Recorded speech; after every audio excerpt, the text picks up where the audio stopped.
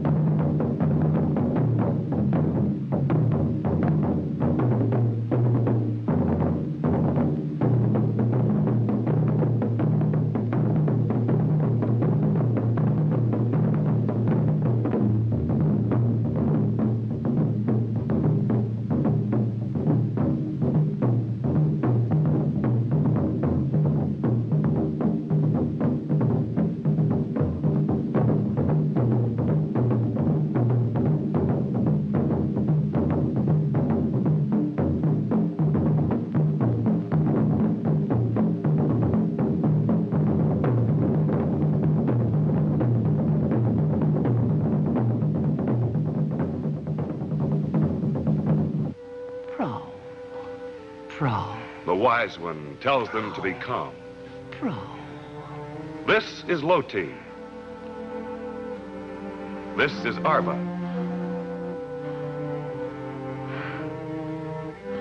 This is Tigri. You've met her before.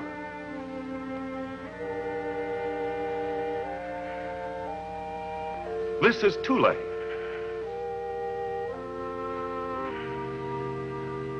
This is Eros.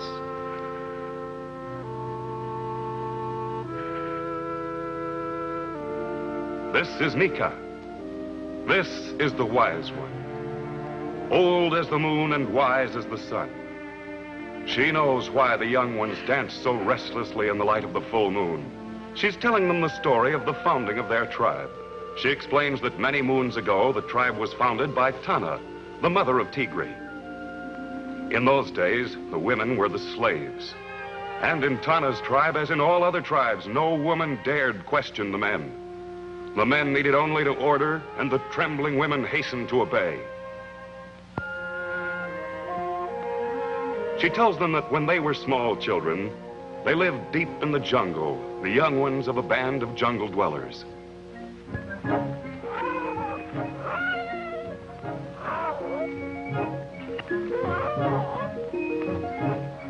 This is Tigri's mother, Tana. She and the others have stopped for a momentary rest, tired from carrying the carcass of a dead animal.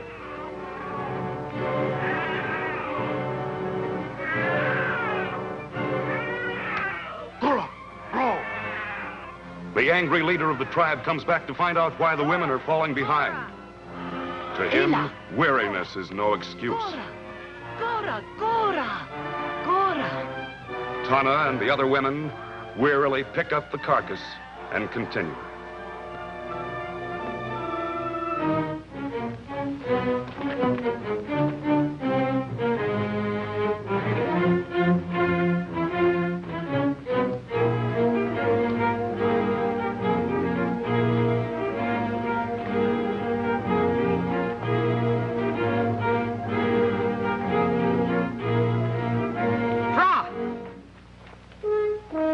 By now, the women are completely exhausted and must pause again for rest.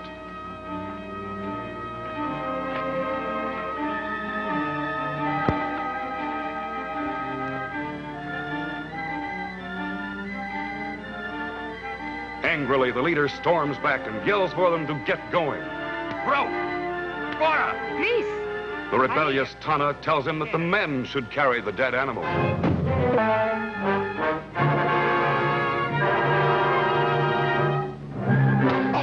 Knocked to the ground, the infuriated, desperate Tana throws a rock at the leader, felling him. Tana immediately realizes that they must flee with the children, or the men of the tribe will take revenge on them. The women quickly gather the children and rush off into the jungle.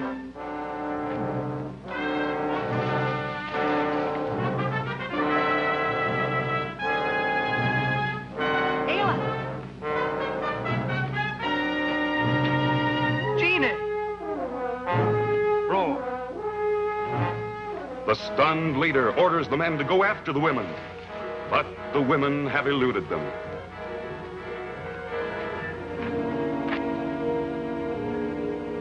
The wise old woman tells them how, as time passed, the tribe prospered under Tana's able leadership, and the little girls learned how to fend for themselves. They all learned the skills of hunting and fishing for their food.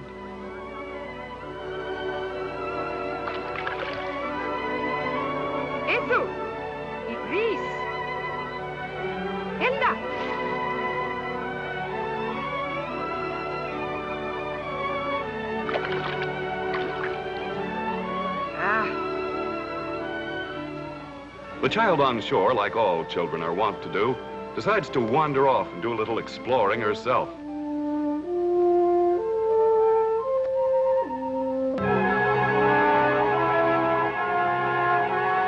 The entire tribe is unaware that they have been sighted by the terrible Gwadi.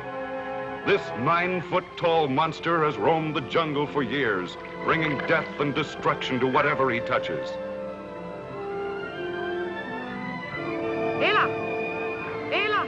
Tana sees the little girl is missing and calls to the other women to follow her in search of the child.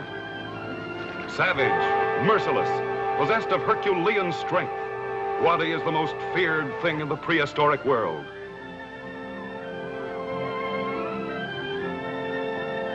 The little girl explains to the wise one as best she can that she has seen the terrible giant.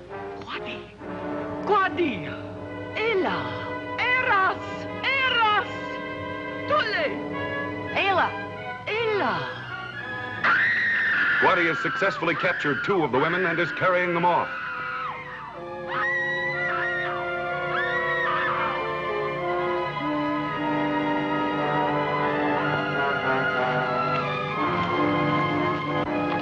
Tana was the only one to get away, but has been mortally hurt and dies with Gwadi's name on her lips. Gwadi. Gwadi.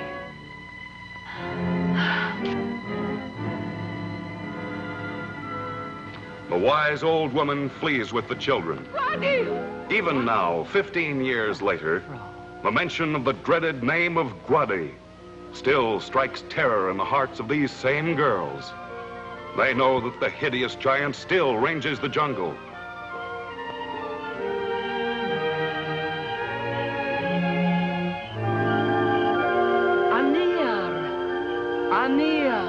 The wise one tells them that they must forget their hatred of Anir, their word for men. The moon is full. By the time of the advent of the next full moon, they must find and capture themselves husbands if the tribe is to survive.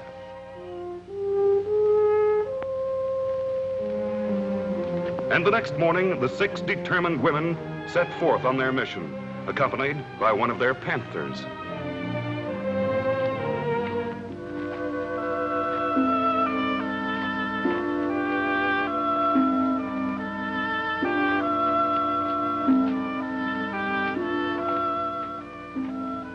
This is the man of our story.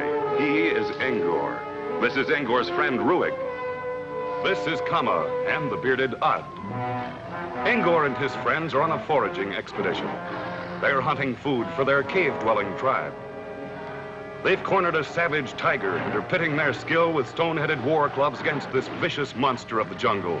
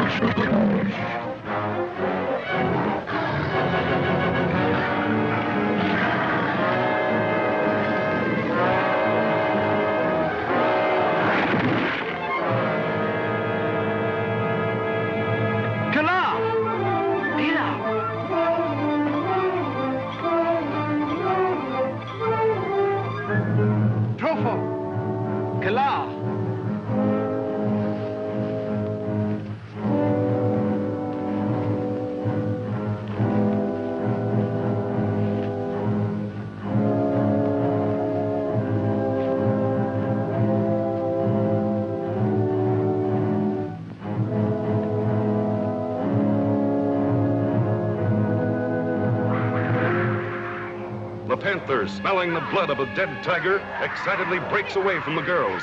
They chase after their pet.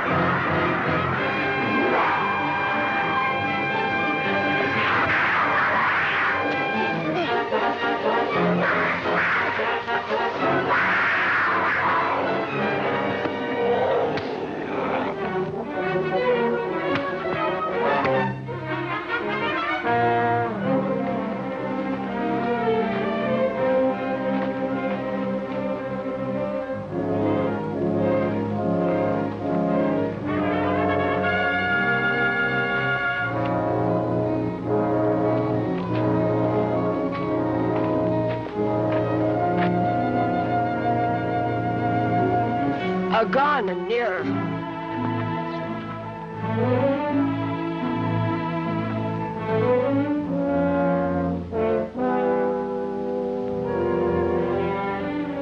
Ad uses the sap from a tree to soothe Angor's wounds. Suddenly, Ad falls unconscious. Angor and his tribesmen are amazed to see that they've been attacked by members of the weaker sex. Back on!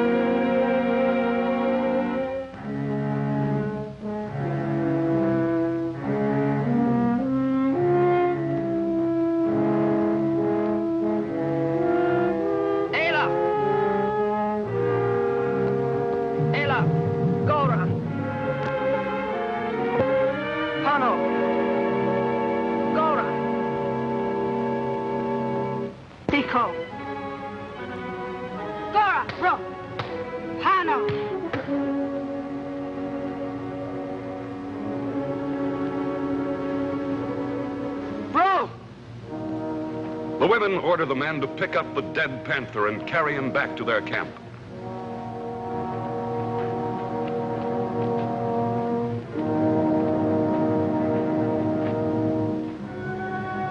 In the meantime, Angor stumbles along through the jungle back to his people.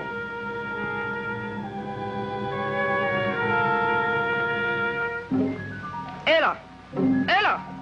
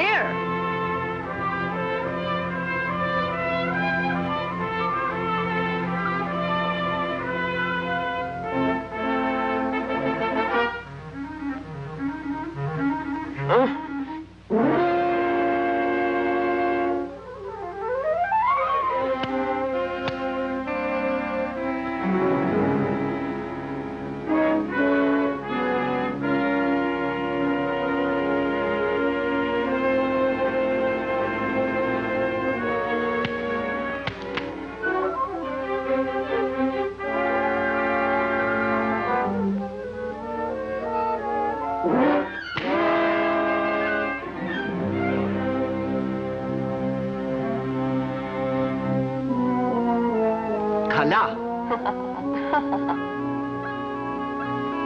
Pano.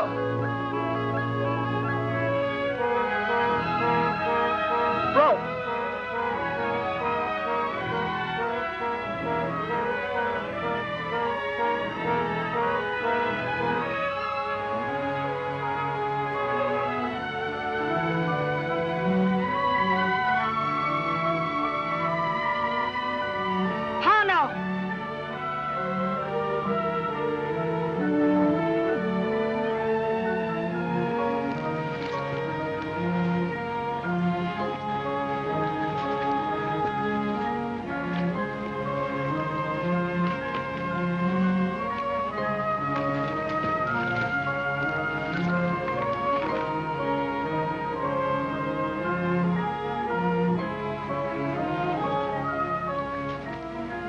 What type of women are these Ruig wonders who attack men and live in trees? Nika gazes at her captive, entranced by her first close look at a male.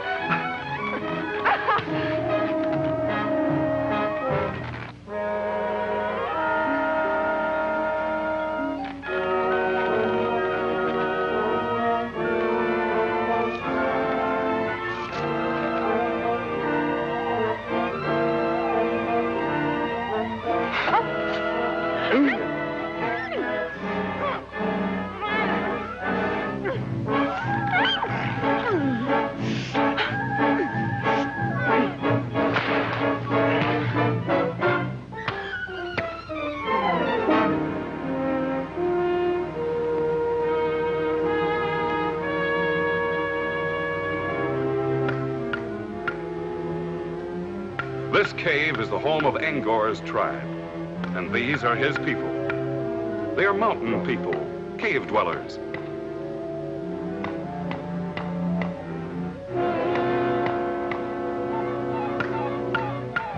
Layla.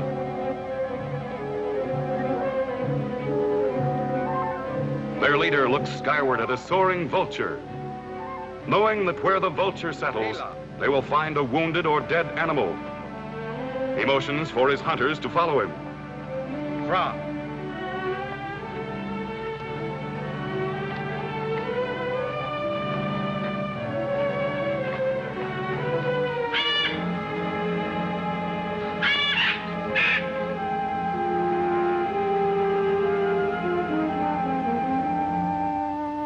Ella. Angor.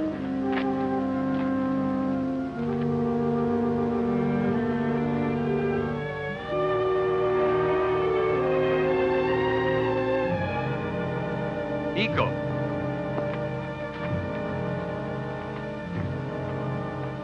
The men find the wounded and exhausted Angor and carry him back to the cave.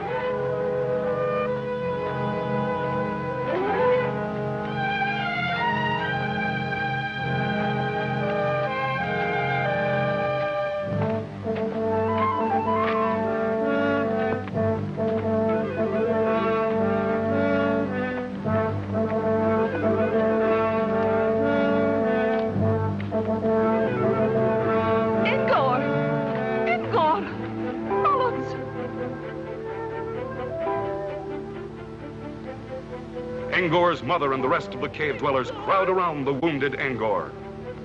His mother motions them to carry Angor into the cave where she can tend.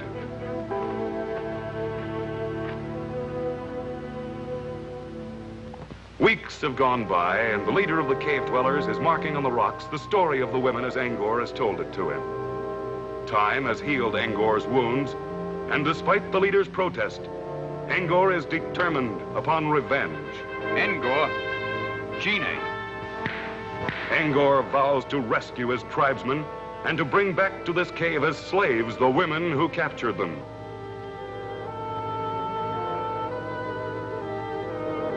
Angor. Angor. Ela. Angor's mother, who knows of the women tribe, points out the right direction to Angor. Oro. She tells him he must cross 2 mountain ranges, that it will take him 2 days' journey to reach the country of the women tribe.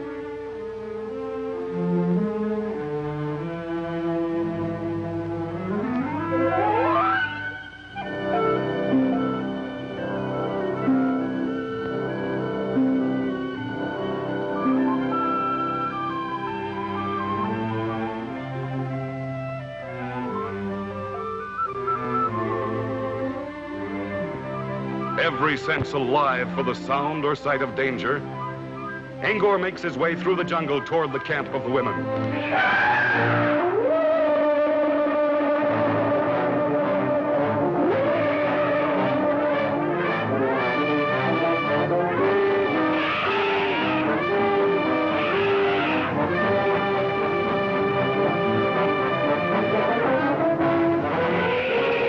Angor stumbles and loses his weapon, but cannot stop for it. He finally eludes the elephant by jumping behind a large boulder, and the lumbering animal passes him by.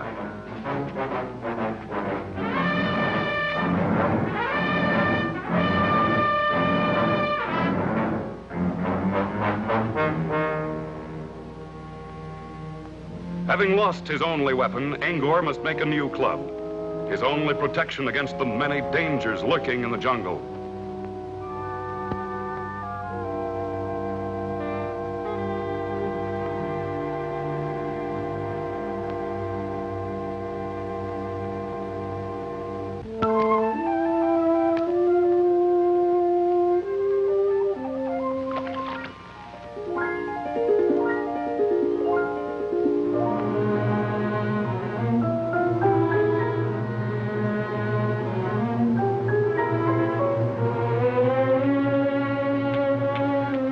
Angor gathers some stones to use for the head of his club.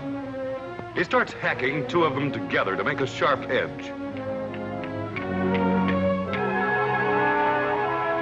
A spark ignites the dry leaves on the ground, and Angor is taken aback by the strange, unknown phenomenon, fire. He stretches his arm out to touch it and draws his hand back in pain. He doesn't understand it, but he knows that this new discovery of his has the power to inflict injury.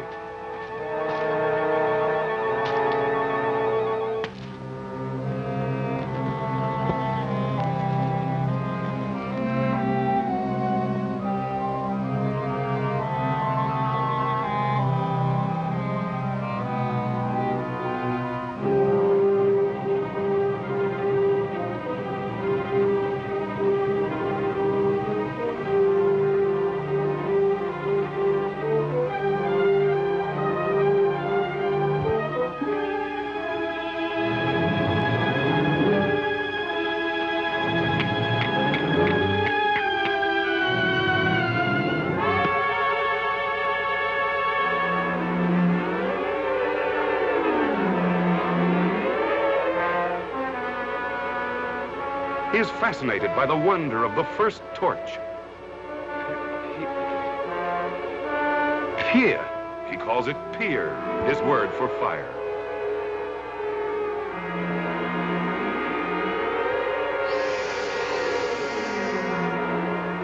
The hiss of a python in the tree startles him to his feet.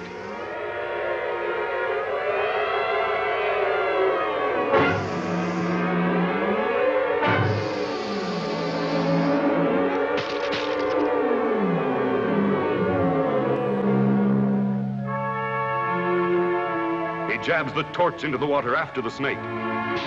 To his surprise, he finds the fire has disappeared. He jabs the torch back again, trying to regain the fire, but it's gone.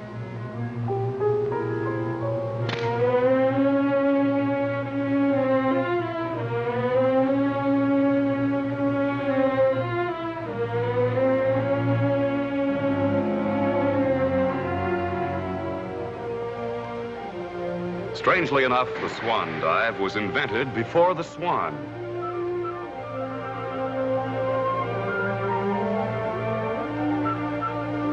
Tigri's jungle women have developed great skill in swimming, and it's one of their favorite recreations. On this night, Tigri, Eris, and Tule are enjoying an evening swim in this jungle pool.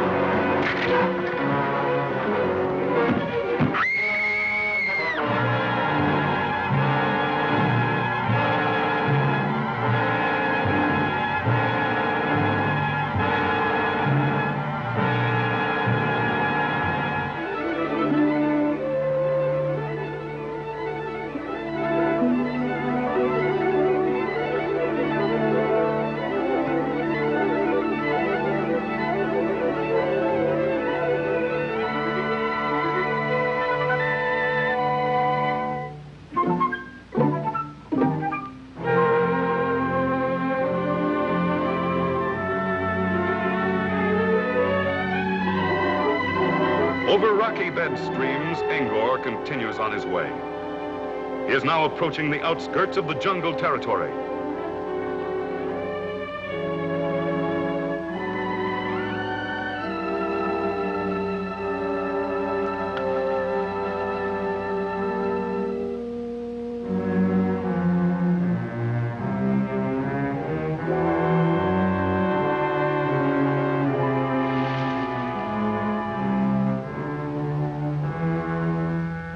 Suddenly, he sees ahead of him the huge, giant Guadi.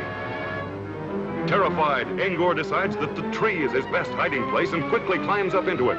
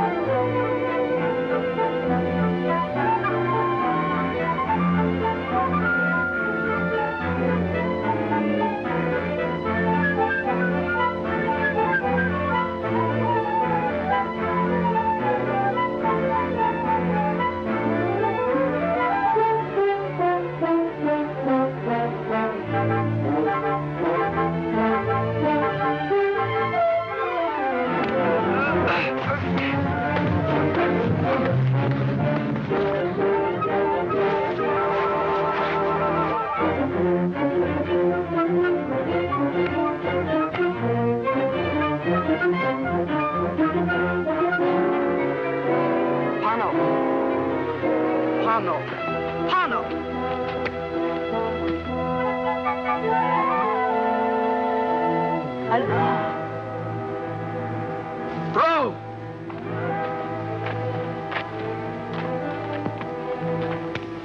Go!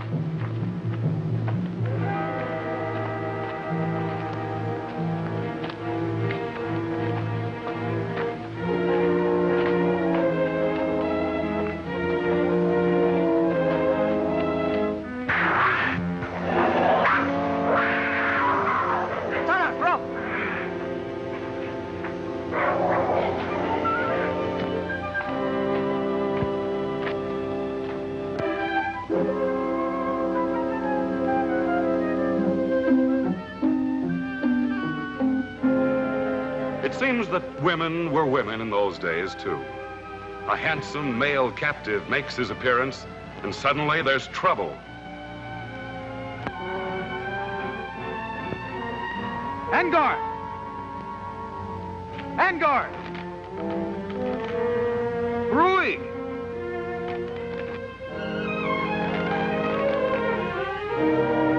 Angor!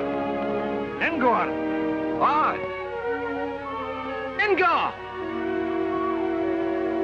Come on!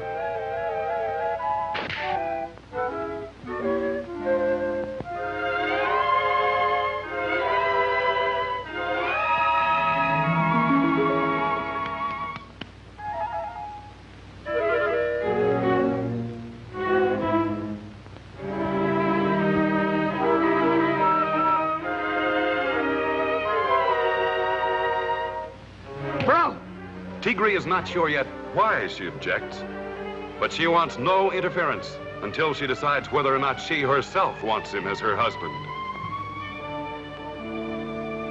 Bro! Gora! Bro!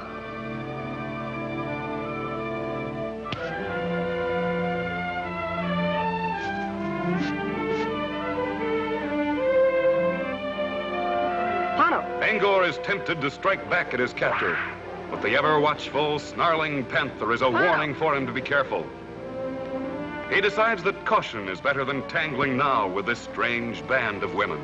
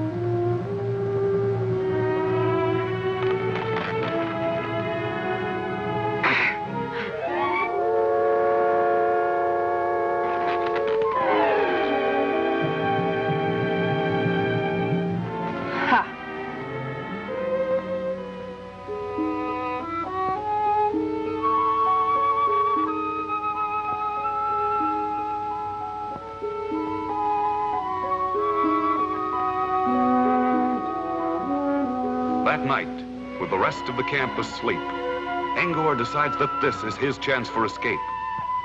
Quietly, he starts to climb down the vine. Now, this is easy, Angor thinks.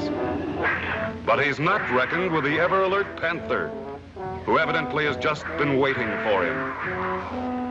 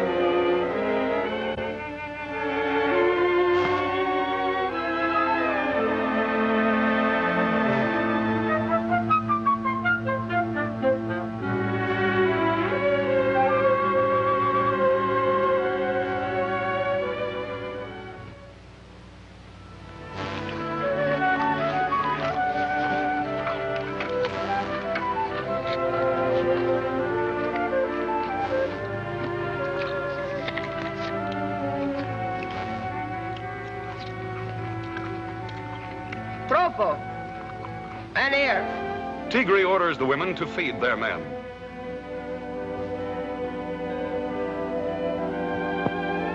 Arba decides that this is a good time for her to make up to Angor and starts to bring him some food.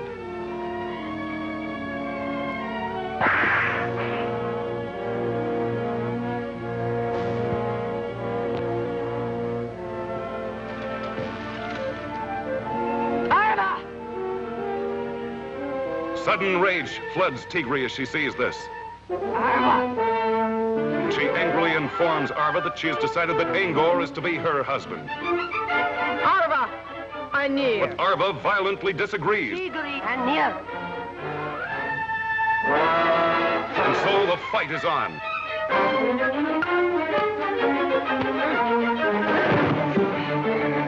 Agon. Agon.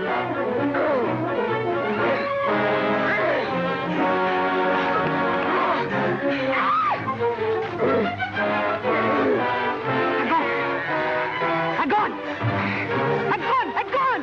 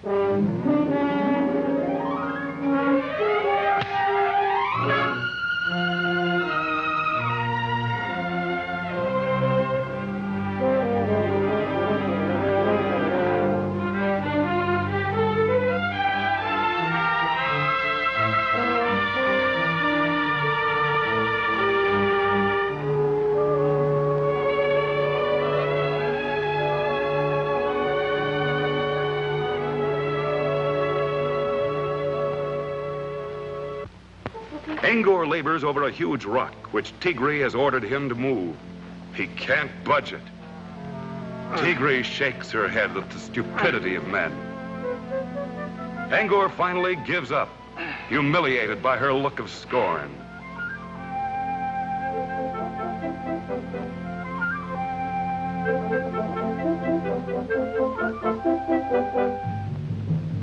Chine, Elko, Lito. He asks her if she is so wise and superior, why doesn't she see if she can move the rock?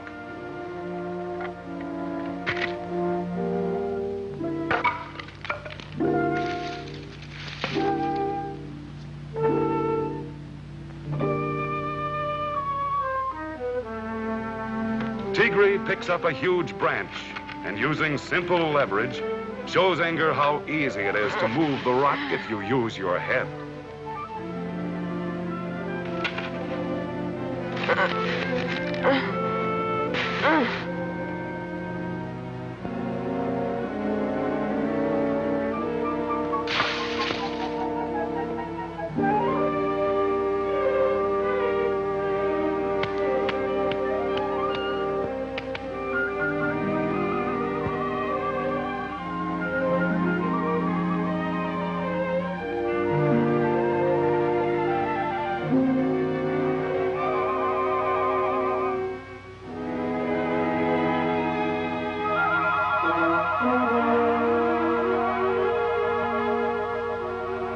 Engor.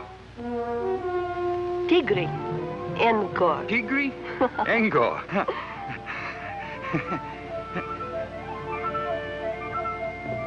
This is the night before the full moon. Time is running out for the male captives. By tomorrow, the marriage ceremonies will have been completed.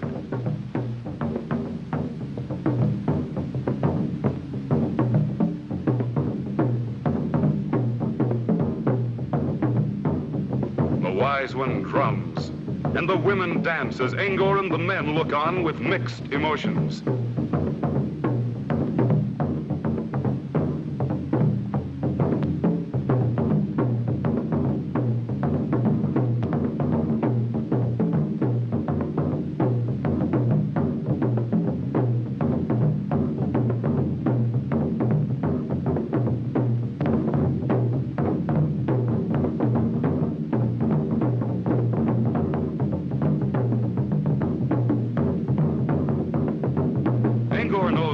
What the coming of the full moon means, either escape or servitude. And as he watches the dance, the women pick up their clubs and demonstrate that in their homes, they will be the master.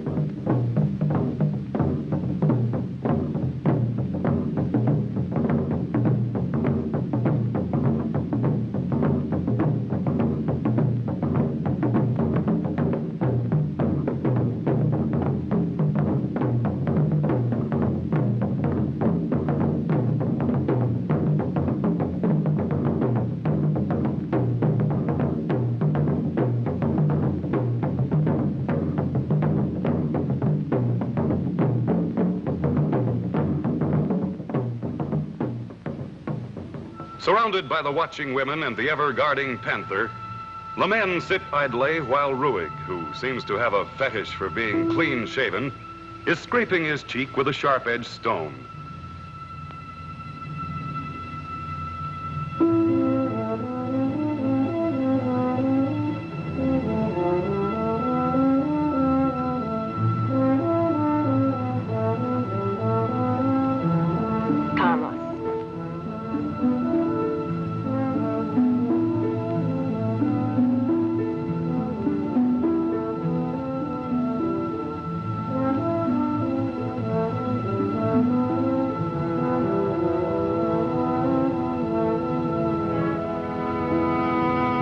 Engor is trying to figure a way out of this trap.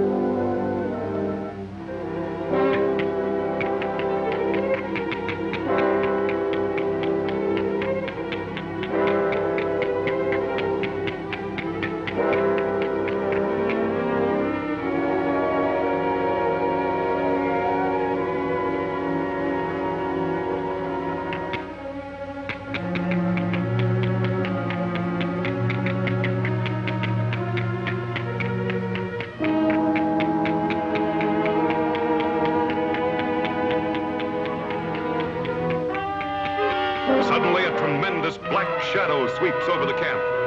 It is Korax, the flying dragon, the scourge of the skies.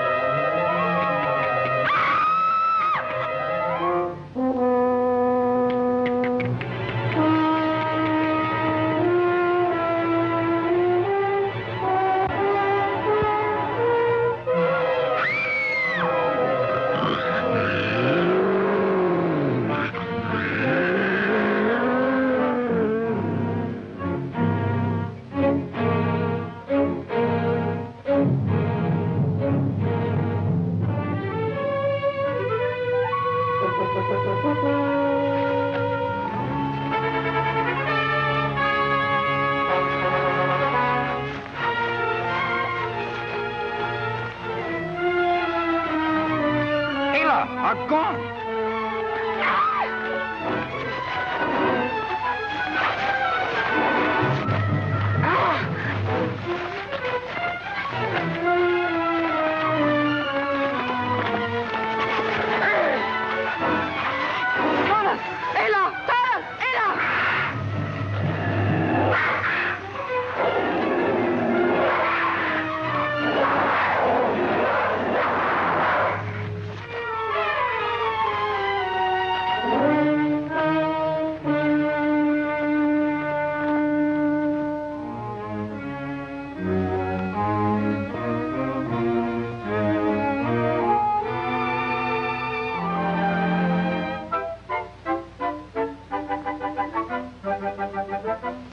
And so the tables are turned. The dominant male is happy and contented. Women wait on him as though he were a king.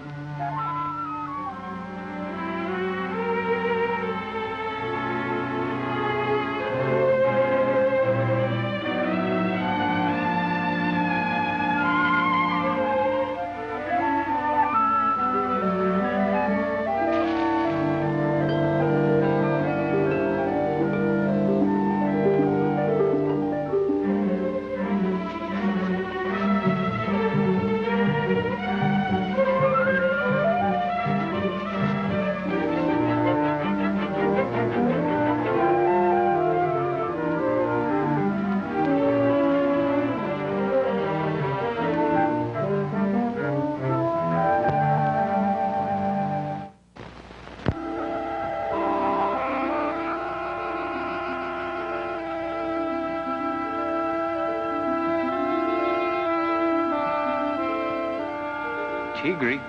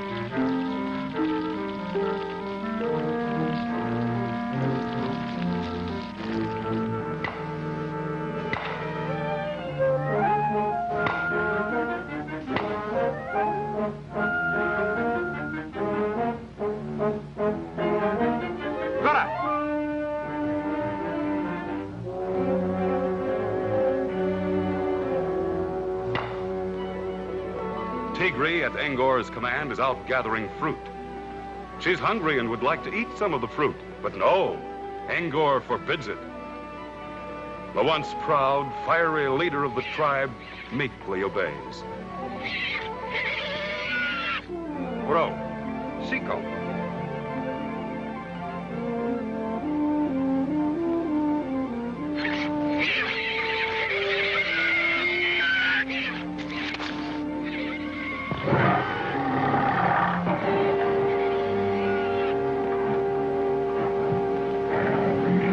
Tigri, hela!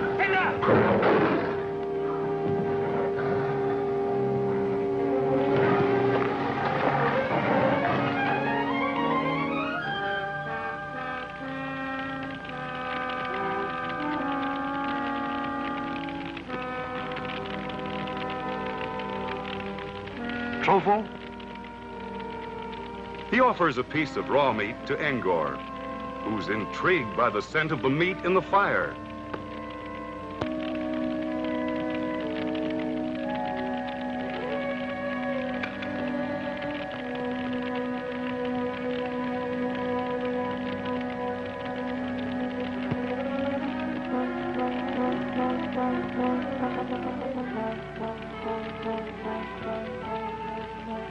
It tastes fine, and he offers some to Kama and Tigri.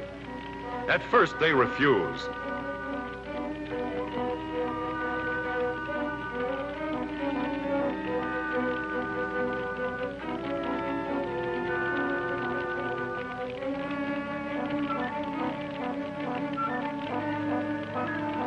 Kala.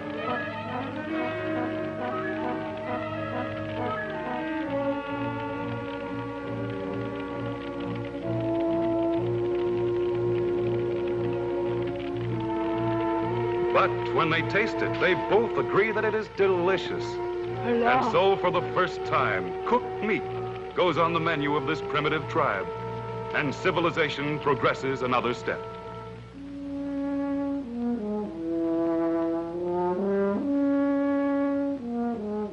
Angor's thoughts are of his home and his people.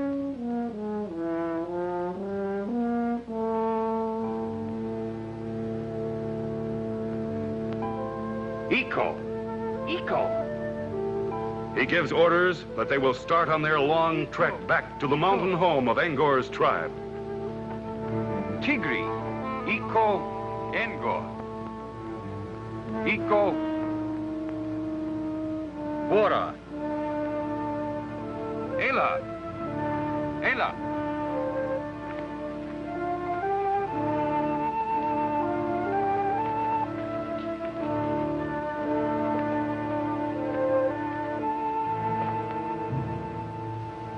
Angor leads them through the jungle, ever alert for the lurking dangers which abound there.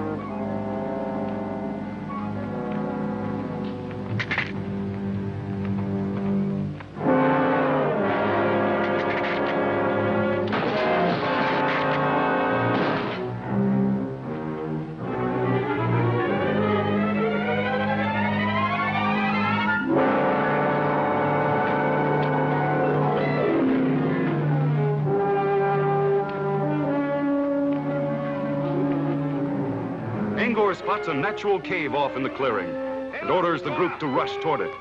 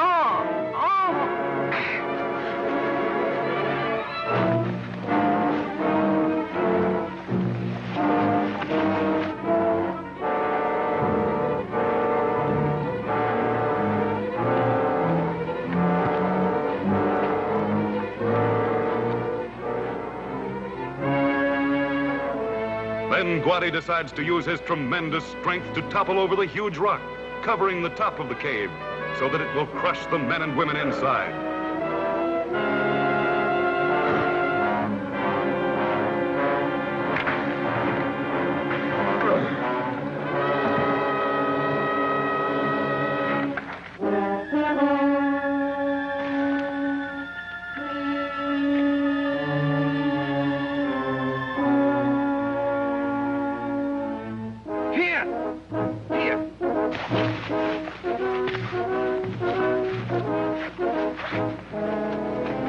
Angor orders the other men to make torches.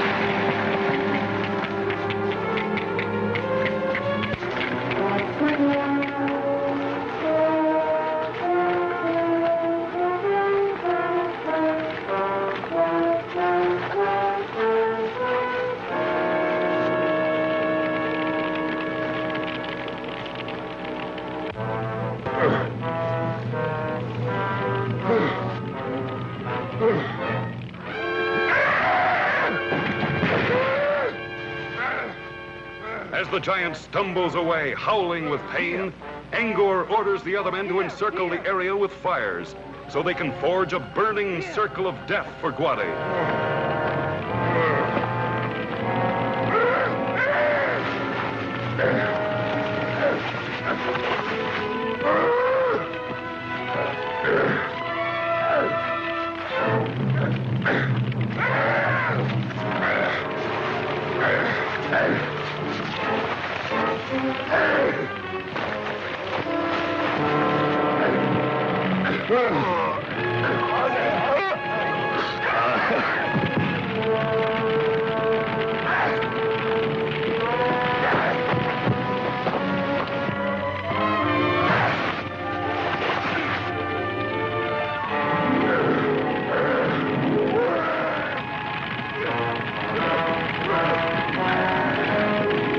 Guadi is completely bewildered by the leaping flames and terrified by the fire. He screams in fear.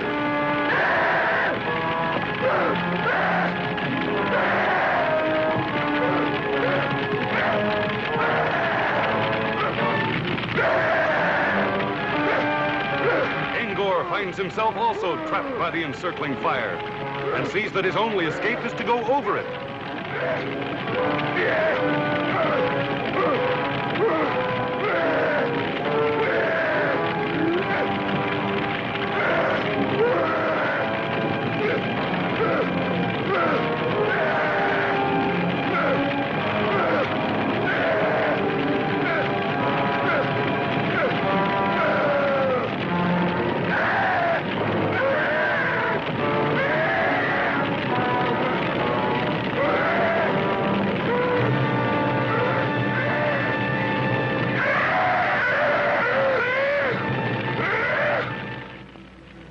Tigri looks with admiration at Angor. Tigri? Iko? She asks him to change his mind and return to the women's camp with his men, where they can start a new tribe. Angor, Iko Tigri. Ava. Angor, Iko Tigri. Angor agrees and tells his friends he has decided to remain.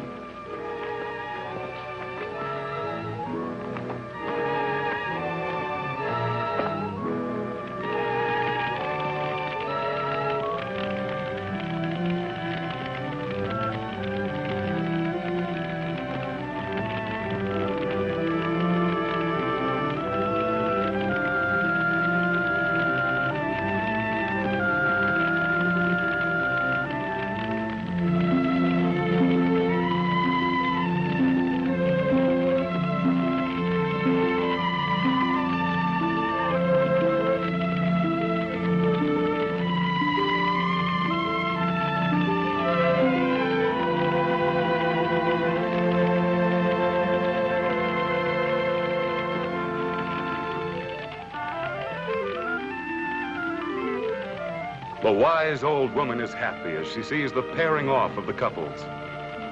She knows now there will be peace between the tribes and that the tribe will increase.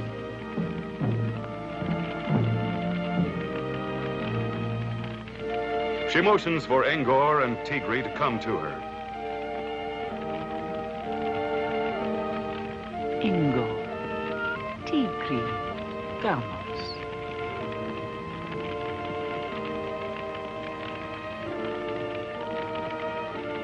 She is going to perform the only kind of marriage ceremony she knows.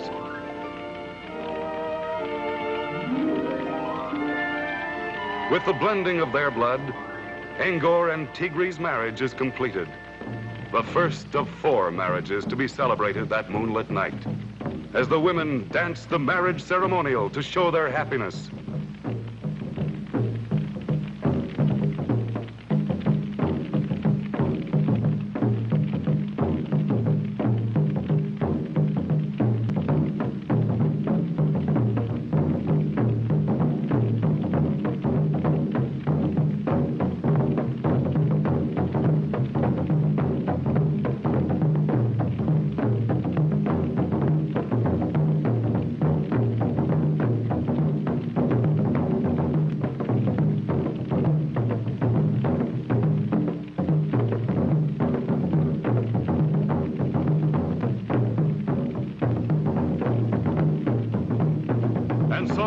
Distant days, even as today, the eternal battle for supremacy between woman and man was solved not through the clout and the club, but through romance.